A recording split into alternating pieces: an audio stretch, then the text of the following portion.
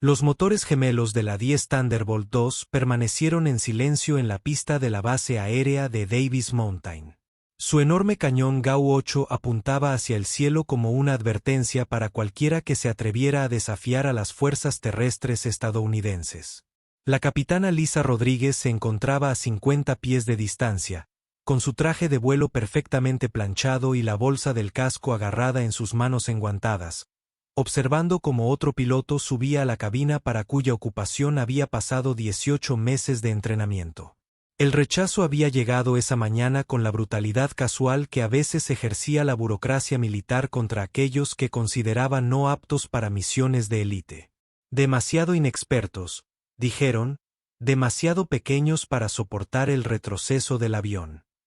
Demasiado poco probado para misiones de apoyo aéreo cercano en las que decisiones tomadas en fracciones de segundo significaban la diferencia entre salvar vidas estadounidenses y causar bajas por fuego amigo. Pero lo que los comandantes del escuadrón no sabían, mientras explicaban con aire de suficiencia su decisión, como hombres que nunca habían sido desafiados por circunstancias fuera de su control, era que la capitana Rodríguez tenía calificaciones que iban mucho más allá de su expediente personal oficial. Cualificaciones que surgirían de la manera más inesperada durante la misión más crítica, cuando todo lo que creían saber sobre sus capacidades sería puesto a prueba por fuego. El sonido de los motores del A-10 al ponerse en marcha llenó el aire del desierto,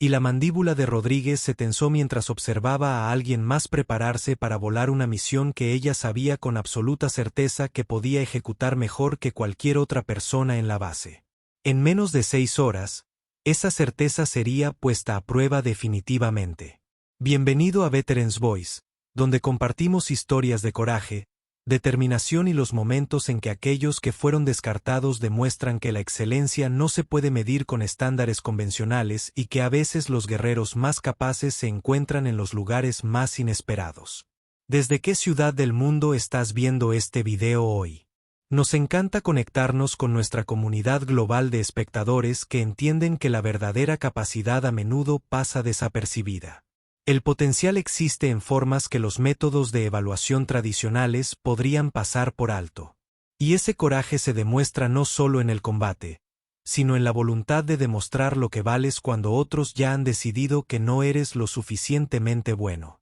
Deja tu ubicación en los comentarios a continuación y cuéntanos que eres parte de la familia Veterans Voice. Si historias como la que estás a punto de escuchar te recuerdan que la determinación puede superar los sesgos institucionales, que la habilidad importa más que las suposiciones y que los héroes a menudo surgen de circunstancias que inicialmente parecen reveses, considere suscribirse a Veterans Voice. Cada suscripción nos ayuda a seguir compartiendo estas poderosas narrativas que celebran los momentos en que el trabajo duro triunfa sobre los prejuicios, cuando el rendimiento supera las preconcepciones y cuando las personas demuestran que pertenecen exactamente a donde otros dijeron que nunca podrían estar. Ahora, profundicemos en una historia sobre lo que sucede cuando alguien confunde género con capacidad, olvida que los mejores pilotos no siempre son los que se ajustan a las expectativas tradicionales y descubre que la excelencia en la aviación de combate no proviene de cumplir estereotipos, sino de poseer las habilidades, el juicio y el coraje que solo se pueden demostrar cuando todo está en juego. La base aérea Davis Mountain se extendía por el desierto de Arizona como un testimonio de las capacidades de apoyo aéreo cercano estadounidenses, donde la distintiva silueta de los aviones A-10 Thunderbolt II salpicaba el paisaje como guerreros metálicos diseñados para un solo propósito: proteger a las fuerzas terrestres estadounidenses de amenazas que las armas convencionales no podían eliminar. La base sirvió como hogar de varios escuadrones A-10 cuyos pilotos se especializaron en las misiones más peligrosas de la aviación militar, volando bajo y lento a través del fuego enemigo para asestar ataques precisos que podrían salvar unidades de infantería rodeadas. El A-10 Bartók, como se lo conocía cariñosamente en toda la Fuerza Aérea, representaba una filosofía de diseño de aeronaves que priorizaba la efectividad de la misión por sobre la estética o la velocidad. Construido alrededor del enorme cañón GAU-8 Evenge que podía destruir vehículos blindados con proyectiles de uranio empobrecido, El avión fue diseñado para absorber daños que destruirían otros aviones y aún así completar su misión de apoyar a las tropas terrestres en contacto con las fuerzas enemigas. Volar el A-10 requería una combinación única de habilidades que lo diferenciaban significativamente de otras aeronaves militares. Los pilotos necesitaban la precisión necesaria para lanzar municiones a metros de las fuerzas amigas. El coraje para volar a través del intenso fuego terrestre y el conocimiento táctico para coordinar con los controladores terrestres que a menudo estaban bajo ataque enemigo directo. El margen de error se medía en pies en lugar de millas y los errores podían provocar bajas por fuego amigo que perseguirían a los pilotos por el resto de sus carreras. La capitana Lisa Rodríguez había llegado a Davis Mountain 18 meses antes con calificaciones que deberían haberle valido respeto y reconocimiento inmediatos en cualquier sistema de evaluación racional. Sus puntuaciones en el entrenamiento de vuelo la habían colocado en el 3% superior de su clase. Su desempeño académico le había valido el reconocimiento de la Academia de la Fuerza Aérea, y las recomendaciones de los instructores de vuelo la habían descrito como poseedora de una conciencia espacial y un juicio táctico excepcionales. Pero la comunidad A-10 representaba uno de los últimos bastiones de la cultura de la aviación militar de la vieja escuela, donde las tradiciones desarrolladas durante décadas de operaciones dominadas por hombres crearon barreras informales que no eran reconocidas oficialmente pero que estaban poderosamente presentes en las operaciones diarias. La reputación del avión de requerir fuerza física para controlarlo en condiciones de combate se había convertido en parte de su mística a pesar de las mejoras tecnológicas que habían eliminado muchas de las demandas físicas que las versiones anteriores habían requerido. El camino de Rodríguez hacia la aviación militar había comenzado durante su infancia en Nuevo México, donde el servicio de su padre como mecánico de la Fuerza Aérea le había dado exposición a los aviones militares y a la cultura que los rodeaba. Su fascinación por el vuelo la había llevado a recibir entrenamiento como piloto privado antes de ingresar a la Academia de la Fuerza Aérea, donde su desempeño académico le había valido ser seleccionada para el entrenamiento de piloto. A pesar del escepticismo de algunos instructores que cuestionaban si las mujeres poseían las características físicas y mentales requeridas para la aviación de combate. La escuela de vuelo había sido el primer encuentro real de Rodríguez con el escepticismo institucional que la seguiría a lo largo de toda su temprana carrera militar. Los instructores que habían entrenado exclusivamente a pilotos varones se acercaron a ella con suposiciones sobre sus capacidades que iban desde la duda benigna hasta la hostilidad abierta. Algunos cuestionaron si las mujeres podían manejar las exigencias físicas de las maniobras de higiene, mientras que otros se preocupaban por el impacto de las mujeres piloto en la cohesión de la unidad y la efectividad en el combate. Rodríguez había respondido a ese escepticismo de la única manera posible, a través de un desempeño que excedía los estándares esperados de sus compañeros masculinos y demostraba capacidades que no se podían descartar ni explicar. Sus calificaciones en ejercicios de navegación, pruebas de empleo de armas y procedimientos de emergencia la habían ubicado consistentemente entre las de mejor desempeño en cada fase del entrenamiento. Pero la excelencia académica y el rendimiento en el entrenamiento eran diferentes de la preparación para el combate, particularmente en un avión diseñado para misiones donde los pilotos enfrentaban fuego terrestre concentrado mientras operaban a altitudes que no dejaban margen de error. Los estándares de la comunidad A-10 se basaban en experiencias de combate que se remontaban a la Guerra del Golfo, donde los pilotos habían demostrado la eficacia del avión al realizar misiones que otras plataformas no podían lograr. El coronel James Michey comandó el ala de caza 355 en Davis Mont con la autoridad de alguien que había volado misiones A-10 en 3 conflictos diferentes y entendía tanto las capacidades como las limitaciones de las aeronaves y los pilotos que las volaban. Sus estándares para los pilotos del A-10 se basaban en la experiencia de combate que le había enseñado qué características separaban a los pilotos competentes de los excepcionales y qué cualidades importaban más cuando las vidas de los soldados estadounidenses dependían de la precisión del apoyo aéreo cercano. La evaluación que Michey hizo de Rodríguez se complicó por el conflicto entre su excelente historial de entrenamiento y sus preocupaciones sobre cómo se desempeñaría bajo el estrés extremo de las operaciones de combate reales.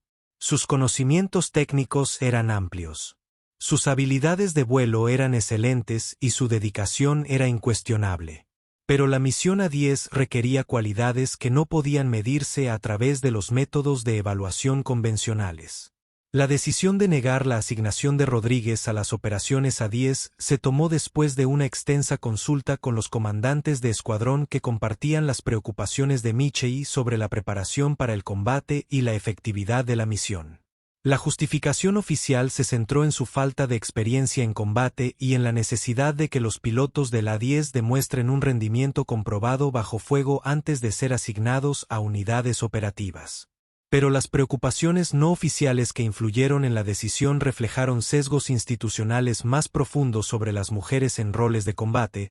particularmente en aeronaves que requerían que los pilotos operaran en los entornos más peligrosos donde cualquier vacilación o incertidumbre podía resultar en el fracaso de la misión o en bajas por fuego amigo. La reputación de la comunidad A10 de aceptar solo a los pilotos más capaces se había entrelazado con suposiciones sobre el género que no eran reconocidas oficialmente, pero que influían poderosamente en las decisiones de personal. La reacción de Rodríguez al rechazo había sido característica de su enfoque ante cada desafío en su carrera militar. Aceptación profesional seguida de una renovada determinación para demostrar que era digna de las oportunidades que le habían negado. Ella comprendió que discutir la decisión sería contraproducente,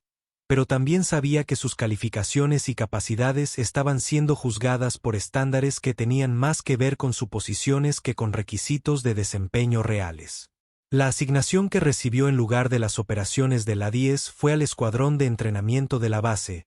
donde instruiría a los nuevos pilotos en los sistemas básicos de la aeronave y los procedimientos de emergencia. El puesto era importante y necesario, pero representaba un paso significativo lejos de las operaciones de combate que la habían motivado a dedicarse a la aviación militar como carrera. Lo que Michei y los otros comandantes no sabían sobre Rodríguez era que su conocimiento técnico de los sistemas A10 se extendía mucho más allá de lo que indicaba su registro de entrenamiento oficial. La experiencia de su padre como mecánico de aeronaves le había dado acceso a manuales técnicos y procedimientos de mantenimiento que la mayoría de los pilotos nunca estudiaban,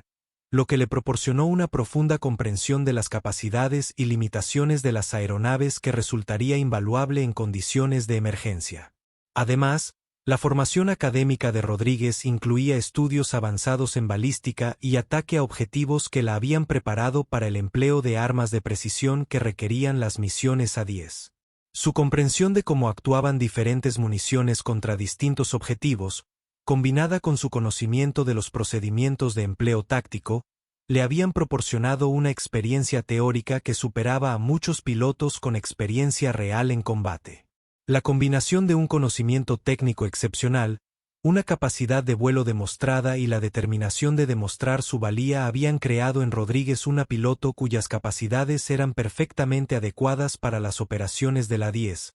aun cuando el sistema de evaluación no había reconocido esas capacidades. La brecha entre sus calificaciones reales y el reconocimiento oficial permanecería oculta hasta que surgieran circunstancias que exigieran a todos los pilotos disponibles, independientemente de su asignación oficial o estado de aprobación. La emergencia comenzó a las 14:23 horas con una transmisión de radio que instantáneamente transformó el día de entrenamiento rutinario en Davis Mountain en una crisis que requirió la respuesta inmediata de todas las aeronaves disponibles.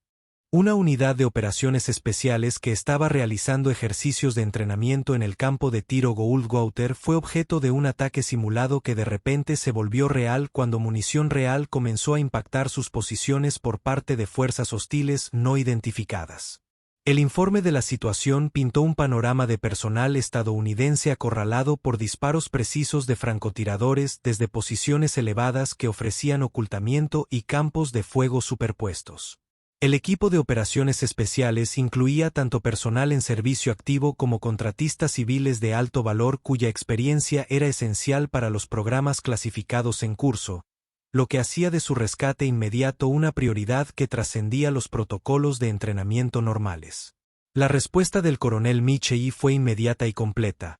ordenó el despliegue de todos los aviones A-10 disponibles para misiones de apoyo aéreo cercano que neutralizarían el fuego hostil y permitirían la evacuación terrestre del personal atrapado. La misión representó exactamente el tipo de escenario para el cual los pilotos del A-10 se entrenaban constantemente, proporcionando apoyo de fuego de precisión en situaciones donde las vidas estadounidenses dependían del uso preciso de armas bajo extrema presión. Pero mientras los aviones se preparaban para despegar, la crisis se profundizó con informes de que varios pilotos del A-10 estaban experimentando emergencias médicas que impedían su participación en la misión de rescate. Una intoxicación alimentaria en las instalaciones del comedor de la base había afectado a 6 pilotos del escuadrón operativo, mientras que problemas de mantenimiento habían dejado en tierra a 2 aeronaves adicionales, dejando al ala con recursos insuficientes para proporcionar un apoyo aéreo cercano adecuado para la operación de rescate.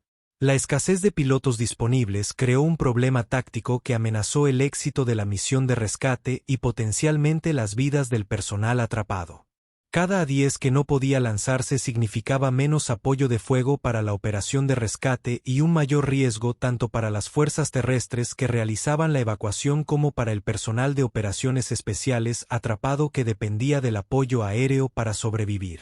Michei enfrentó una decisión que equilibraba los requisitos operativos con las políticas de personal que se habían establecido para garantizar la eficacia y seguridad de la misión. Las regulaciones requerían que los pilotos de la A-10 tuvieran calificaciones y aprobaciones específicas antes de participar en operaciones de combate,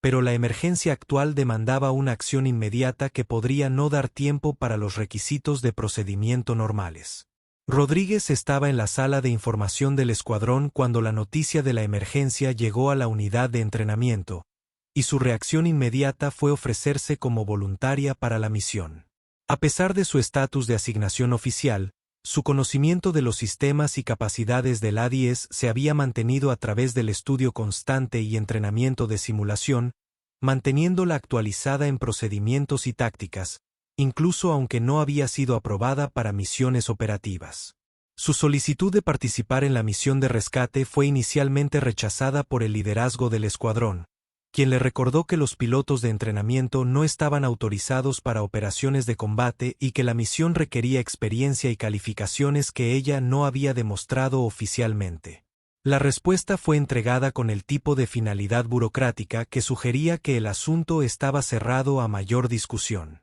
Pero Rodríguez persistió con argumentos basados en la necesidad operativa más que en el deseo personal de reconocimiento o avance. Señaló que su conocimiento técnico de los sistemas A-10 excedía al de muchos pilotos operativos, que su entrenamiento en el empleo de armas había sido completo y actualizado, y que la misión de rescate necesitaba todas las aeronaves disponibles independientemente del estatus de asignación oficial del piloto. El debate sobre la participación de Rodríguez continuó mientras informes del campo de tiro Goldwater indicaban que la situación se estaba deteriorando y que el apoyo aéreo inmediato era esencial para evitar bajas entre el personal atrapado. El fuego hostil se había intensificado, lo que indicaba que los atacantes poseían armas sofisticadas y conocimientos tácticos que sugerían entrenamiento militar más que una actividad criminal aleatoria. La decisión de Michei de autorizar la participación de Rodríguez en la misión de rescate representó un riesgo calculado que equilibró los requisitos operativos con las políticas de personal y las preferencias institucionales.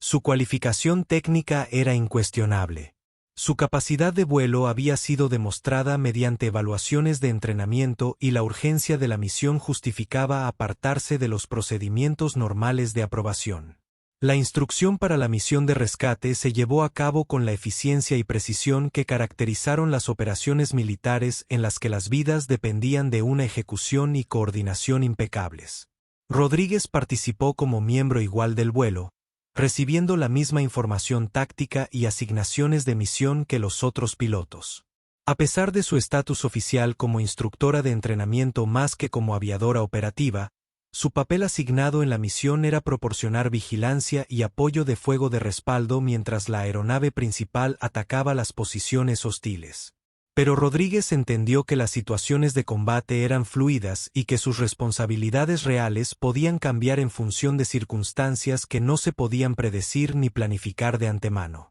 Los procedimientos previos al vuelo que Rodríguez completó antes del lanzamiento representaron más que simples controles de seguridad de rutina. Fueron su preparación final para la misión de combate que validaría sus calificaciones para las operaciones A-10 o confirmaría el juicio de quienes la habían considerado no apta para tales asignaciones. Cada posición de interruptor, cada parámetro del sistema, cada paso del procedimiento se ejecutó con la precisión de alguien que comprendió que el desempeño bajo presión determinaría no solo el éxito de la misión, sino todo su futuro en la aviación militar. Los motores del A-10 se pusieron en marcha con ese vino distintivo que los pilotos aprendieron a asociar con las misiones en las que sus habilidades se pondrían a prueba frente a amenazas reales y consecuencias reales. Las comprobaciones de cabina de Rodríguez se completaron con eficiencia práctica, pero su preparación mental implicó más que solo procedimientos técnicos.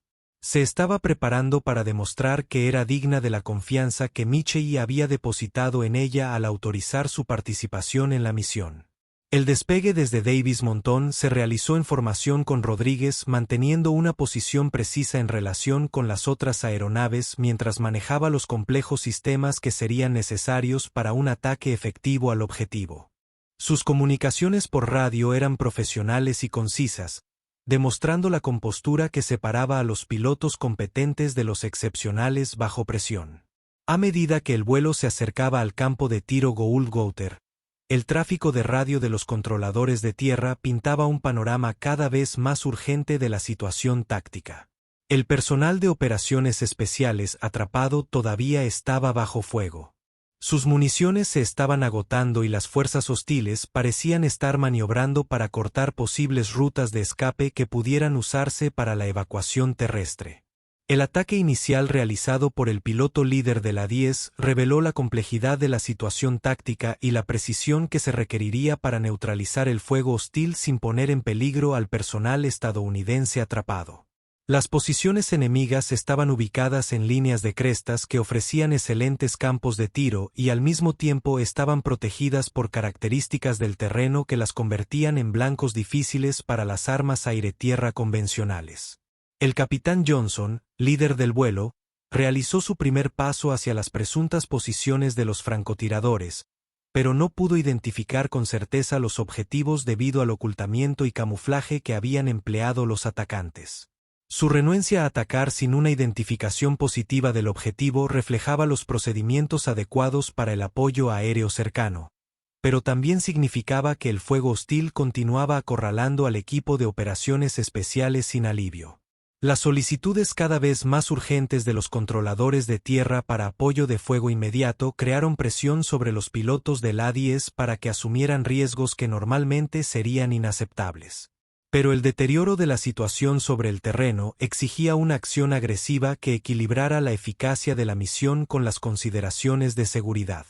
El margen entre el riesgo aceptable y la imprudencia se midió en segundos y pies, en lugar de minutos y millas. Rodríguez monitoreó el tráfico de radio y observó la situación táctica con un creciente reconocimiento de que la misión requería enfoques y técnicas que diferían de los procedimientos estándar enseñados en los programas de entrenamiento. Su estudio académico de balística y ataque a objetivos había incluido el análisis de escenarios no convencionales que requerían soluciones creativas en lugar de respuestas típicas de los libros de texto. Cuando el segundo ataque de Johnson tampoco logró suprimir el fuego hostil,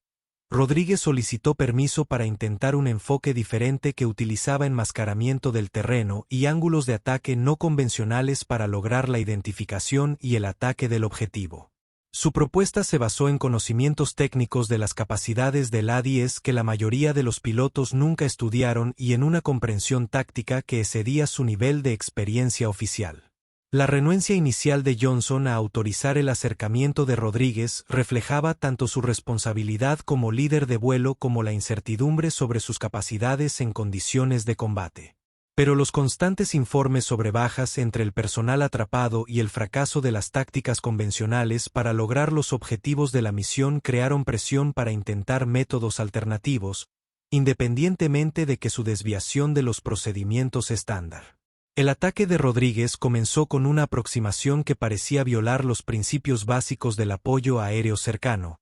llevando su A-10 a través de un terreno que ofrecía un espacio de maniobra mínimo y exponía su avión a fuego terrestre desde múltiples direcciones. Pero su ruta poco convencional le permitió identificar destellos de cañón y señales de calor que habían sido invisibles para los pilotos que usaban perfiles de ataque estándar. La precisión del uso de las armas por parte de Rodríguez fue inmediatamente evidente para todos los que monitoreaban la misión cuando sus 30 cañones Mamabear eliminaron las posiciones de los francotiradores con una precisión que liberó al personal atrapado para comenzar a maniobrar hacia los puntos de extracción. Su comprensión de la balística y los efectos sobre el objetivo le permitió lograr resultados con un gasto mínimo de munición y evitando daños colaterales que podrían haber puesto en peligro a fuerzas amigas. Pero la demostración de capacidad más impresionante de Rodríguez se produjo cuando uno de los otros A-10 en el vuelo sufrió una falla mecánica que dejó al piloto incapaz de mantener la formación o contribuir a la misión.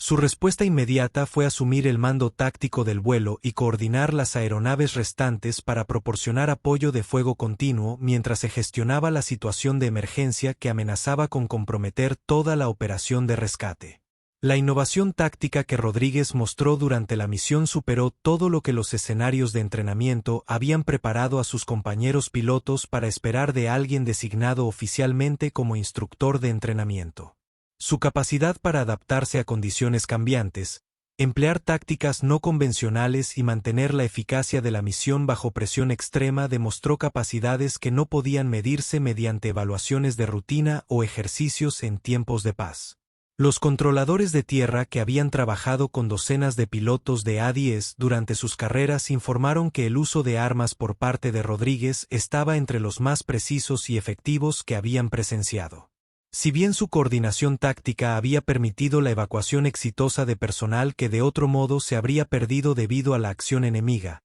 las consecuencias inmediatas de la misión de rescate transformaron a Rodríguez de un instructor de entrenamiento pasado por alto en alguien cuyas capacidades ya no podían ser ignoradas o descartadas por sesgos institucionales. Su desempeño en condiciones reales de combate había demostrado habilidades y juicio que superaban los de muchos pilotos con significativamente más experiencia y reconocimiento oficial. El informe posterior a la misión del coronel Michey reconoció que la innovación táctica y el empleo de armas de Rodríguez habían sido factores decisivos en el exitoso rescate del personal de operaciones especiales atrapado. Su enfoque poco convencional para identificar y atacar objetivos había logrado resultados que las tácticas convencionales no habían podido lograr. Si bien su liderazgo durante la emergencia había evitado la pérdida de aeronaves y personal,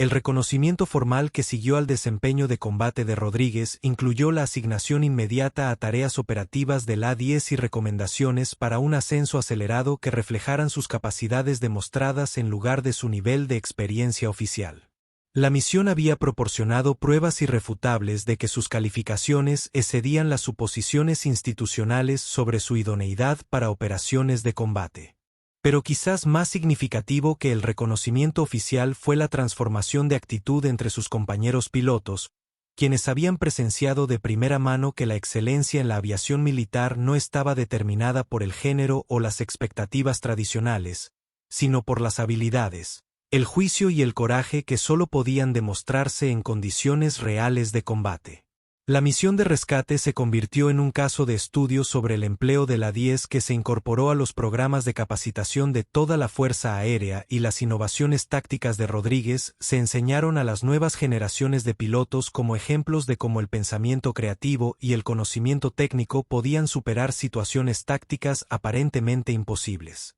El ejemplo de Rodríguez inspiró cambios en los procedimientos de evaluación de pilotos que se centraron más en las capacidades demostradas y menos en suposiciones sobre características físicas o marcadores tradicionales de preparación para el combate. El reconocimiento de que podían surgir pilotos excepcionales de entornos inesperados condujo a métodos de evaluación más exhaustivos que identificaban el potencial en lugar de simplemente confirmar preconcepciones. El personal de operaciones especiales, cuyas vidas fueron salvadas por la misión de Rodríguez, mantuvo contacto con ella a lo largo de sus carreras, sirviendo como defensores de sus capacidades y partidarios de su continuo avance dentro de la Fuerza Aérea. Su testimonio sobre su desempeño proporcionó evidencia poderosa del impacto que la excelencia individual podía tener en el éxito de la misión y la supervivencia del personal. Los investigadores de aviación militar estudiaron la misión de Rodríguez para comprender cómo las tácticas no convencionales y la innovación técnica podrían mejorar la efectividad del apoyo aéreo cercano, lo que llevaría a mejoras en los programas de entrenamiento y procedimientos tácticos que beneficiaron a los pilotos de toda la comunidad del capítulo 10. Años más tarde, cuando Rodríguez alcanzó posiciones de mando e influyó en el desarrollo de nuevas generaciones de pilotos militares, su ejemplo sirvió como prueba de que la excelencia en la aviación militar trascendía las fronteras tradicionales y que los guerreros más capaces a menudo se encontraban en los lugares más inesperados. La instalación de Davis Montán donde Rodríguez había sido rechazado por primera vez para las operaciones A-10 se convirtió en un símbolo de cómo podía producirse un cambio institucional cuando se permitía que el desempeño prevaleciera sobre los prejuicios y cuando se reconocía la excelencia individual independientemente de su desviación de las expectativas tradicionales. La historia de Rodríguez se convirtió en parte del patrimonio de la Fuerza Aérea, contada a los nuevos pilotos como un ejemplo de cómo la determinación, el conocimiento técnico y el coraje podían superar las barreras institucionales que de otro modo podrían limitar las oportunidades para aquellos que no encajaban en los moldes convencionales.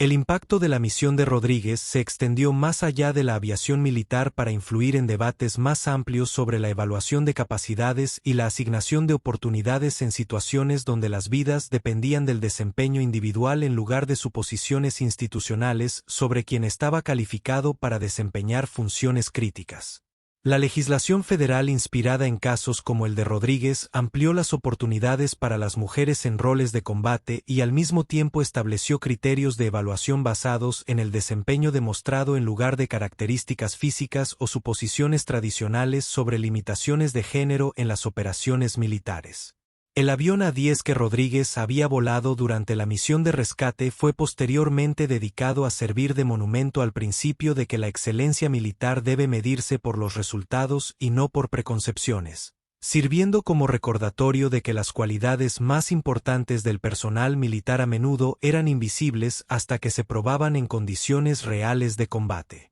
Military Mies incorporó la historia de Rodríguez en sus programas de estudio como un ejemplo de cómo la persistencia y la preparación individual podían crear oportunidades para demostrar capacidades que los sistemas de evaluación institucional podrían no reconocer, inspirando a las nuevas generaciones de oficiales a buscar la excelencia independientemente de los obstáculos o el escepticismo. Esta historia fue presentada por Veterans Voice, donde honramos a aquellos que demuestran que la excelencia no puede medirse con estándares convencionales, que la capacidad trasciende las expectativas tradicionales y que los héroes a menudo surgen de circunstancias que inicialmente parecen reveses, pero se convierten en oportunidades para demostrar una habilidad extraordinaria. ¿Alguna vez has visto a alguien demostrar que era capaz de mucho más de lo que los demás creían posible? ¿Has visto cómo el sesgo institucional puede pasar por alto la capacidad excepcional y cómo el desempeño individual puede superar las preconcepciones que limitan las oportunidades? ¿Ha experimentado momentos en que alguien superó todas las expectativas y demostró que el talento existe en formas que los métodos de evaluación tradicionales tal vez no reconozcan? Comparte tus experiencias en los comentarios a continuación. Queremos escuchar sobre momentos en los que has visto cómo la determinación superó la discriminación. Cuando la habilidad triunfó sobre las suposiciones y cuando los individuos demostraron que pertenecían exactamente allí donde otros decían que nunca podrían tener éxito. Y si historias como la de Rodríguez te inspiran a creer que la excelencia debe ser reconocida independientemente de su origen, suscríbete a Veterans Voice y ayúdanos a seguir compartiendo estas poderosas narrativas que celebran los momentos en que el desempeño supera los prejuicios, cuando la capacidad trasciende las expectativas convencionales. Y cuando los individuos demuestran que las cualidades militares más importantes son el coraje, la habilidad y la determinación, en lugar de la conformidad con los supuestos tradicionales sobre quien puede servir con distinción.